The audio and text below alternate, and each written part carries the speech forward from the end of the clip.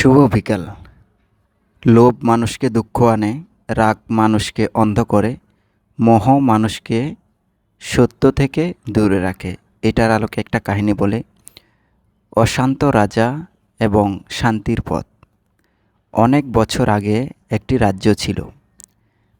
সেই রাজ্যের শক্তিশালী একজন রাজা ছিল, যার নিয়ন্ত্রণে সব কিছু ছিল, কিন্তু নিয়ন্ত্রণে ছিল না তার নিজের মন বা চিত্ত। তিনি সব কিছু কী করতেন? নিজের নিয়ন্ত্রণে রাখতেন এবং অল্প কিছু হলেই মানুষকে শাস্তি দিতেন। কারো কথা শোনা বা কারো কথা বোঝা, ন্যায়কে বা অন্যায়কে মানে আলোচনা করে সমাধান করা, সেটা তিনি করতেন না। নিজের মন গড়া মতো তিনি কী করতেন? মানুষকে শাস্তি দিতেন বা প্রজাদেরকে শাস্তি দিতেন, এবং সব কিছু নিয়ন্ত্রণে থাকলেও তার মনের মধ্যে অশান্তি ছিল এবং তার মনের মধ্যে অজানা ভয় সবসময় কাজ করত। তিনি রাতে ঘুমাতে পারতেন না। তিনি মনে করতেন হয়তো তার কোনো কিছু ক্ষতি হয়ে যাচ্ছে, বা তার অজানা যে ভয় এবং মনের মধ্যে যেটা কাজ করত, সেইগুলো নিয়ে সব সময় তিনি অশান্তিতে ছিলেন। এবং ঘুমাতে গেলে তিনি কী করতেন? ঘুমাতে পারতেন না। তিনি চিন্তা করতেন, আসলে আমার কাছে সব কিছু আছে, তবুও আমার ভয় কেন এত? তো এটা তিনি কী করলেন? খুঁজতে লাগলেন তিনি কিভাবে এটা থেকে সমাধান পাবেন। তো তিনি জানতে পারলেন, বনের মধ্যে, সেই রাজ্যের বনের মধ্যে একজন জ্ঞানী ভিক্ষু বাস করেন। তো তিনি চিন্তা করলেন তার কাছে যাবেন। তিনি কী রকম শান্তির পথ দেখান, এই চিন্তা করে তারপর তিনি কী করলেন? সোনার বস্ত্র পরিধান করলেন এবং শ্বেতহস্তি, যে সাদা হাতি আছে, সেই হাতির পিঠে এবং সৈন্য সামন্ত নিয়ে তিনি কী করলেন? সেই বনের মধ্যে ঢুকলেন। তো যাওয়ার পর দেখলেন সেই জ্ঞানী ভিক্ষু একটা বৃক্ষের নিচে বসে ধ্যান করছেন, এবং তার মধ্যে কোনো ধরনের অস্বস্তি নাই, অশান্তি নাই। একদম তিনি নীরব শান্তি এই হিসেবে কী করলেন? বসে আছেন। তখন তিনি সেখানে গেলেন, গিয়ে সেই ভিক্ষুকে বললেন, আমার কাছে সব কিছু আছে, রাজ্যের সব কিছু আমি নিয়ন্ত্রণ করি, কিন্তু আমার মধ্যে শান্তি নাই, এটার কারণ কি? তখন ভিক্ষুটি মৃদু হেসে একটি পাথর দিলেন রাজাকে পাথর দিয়ে বললেন, এই পাথরটা ধরুন। তখন রাজা কী করলো? এই পাথরটা নিয়ে এই হাতের মধ্যে ধরে আছে। অনেকক্ষণ পর এই কী করলো? রাজা ভিক্ষুটিকে বলল, আমি তো অনেকক্ষণ ধরে আছি, সুতরাং আমার হাত ব্যথা করতেছে। তখন ভিক্ষুটি বলল, তাহলে আপনি কি করবেন? এই পাথরটি রেখে দিন। রেখে দেওয়ার সাথে সাথে তার এই হাতের ব্যথার যে একটা উপদ্রব, সেখান থেকে তিনি স্বস্তি পেলেন। তখন রাজা এই ভিক্ষুটি জিজ্ঞাসা করলেন, এখন কেমন লাগছে? তখন তিনি বললেন, এখন স্বস্তি লাগছে।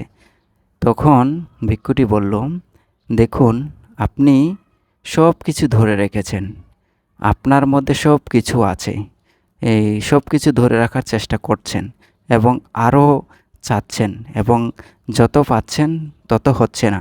আপনি আরও এই ক্ষমতা চাচ্ছেন, ধন সম্পদ চাচ্ছেন, এবং আপনি আরও সম্মান চাচ্ছেন, সব কিছু চাচ্ছেন। সব কিছু ধরে আছেন বিদায় আপনার মধ্যে অজানা ভয় কাজ করছে, আপনার মধ্যে কি নাই? শান্তি নাই, কারণ আপনি অল্প কিছুতেই মানুষকে শাস্তি দেন।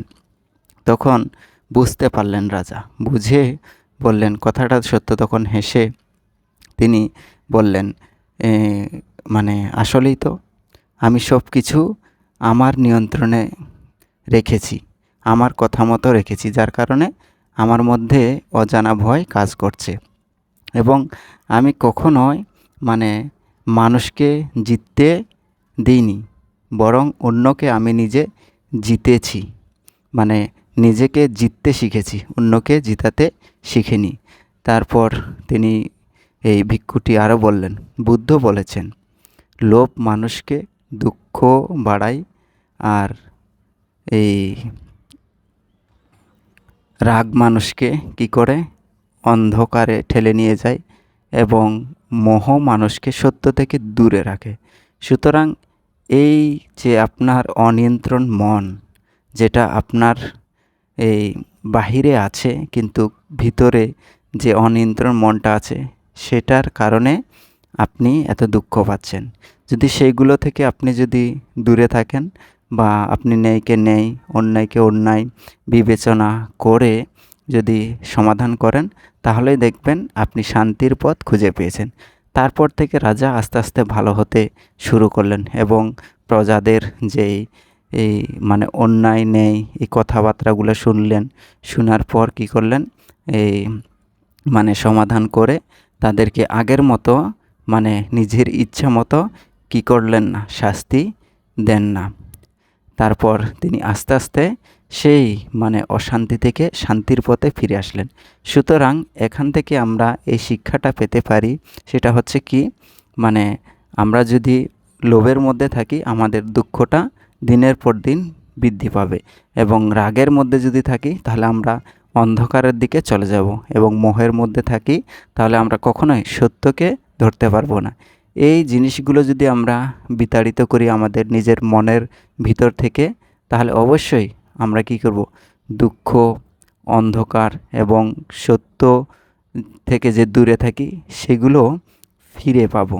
এজন্য আমাদেরকে সবসময় কী করা উচিত, মানে মানুষকে ভালোবাসা, স্নেহ করা এবং এই করুণা করা ইত্যাদি, এগুলো যদি আমরা করি তাহলে আমাদের মনের মধ্যে কখনোই অজানা ভয় কাজ করবে না। আমরা সকল মানুষজন সুখে শান্তিতে অবস্থান করতে পারবো।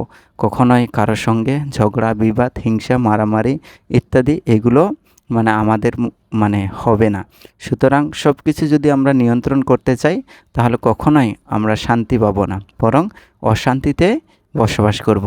এই জন্য আমাদেরকে অবশ্যই শান্তি পাওয়ার জন্য, শান্তির পথ খোঁজার জন্য অবশ্যই আমাদেরকে কী করতে হবে, সবার কথা শুনতে হবে এবং রাগ, মোহ এবং এই যে লোভ এগুলো ত্যাগ করে সকলের সঙ্গে সুন্দর সমঝোতার মাধ্যমে কাজ করে যেতে হবে, এবং সকলের মাধ্যমে আমরা একটা সুন্দর এই যে রাজ্য বলুন, রাষ্ট্র বলুন, পরিবার বলুন, সমাজ বলুন, এগুলো গড়ে তুলতে হবে। তাহলে আপনি সুখী হতে পারবেন, শান্তির পথ খুঁজে পেতে পারবেন, নচেৎ কখনোই সম্ভব নয়। সুতরাং সবার মধ্যে যদি এই জ্ঞানগুলো থাকে, লোভ না করা, রাগ না করা এবং মোহের মধ্যে ডুবে না থাকা, এগুলো যদি সবাই মানে সচেতনতার মাধ্যমে চিন্তা করে তাহলে অবশ্যই সেই শান্তির পথ খুঁজে পাওয়া সম্ভব, নচেৎ কখনোই খুঁজে পাওয়া সম্ভব নয়। সকলে ভালো থাকুন, সুস্থ থাকুন, সবাই এই বিষয়গুলো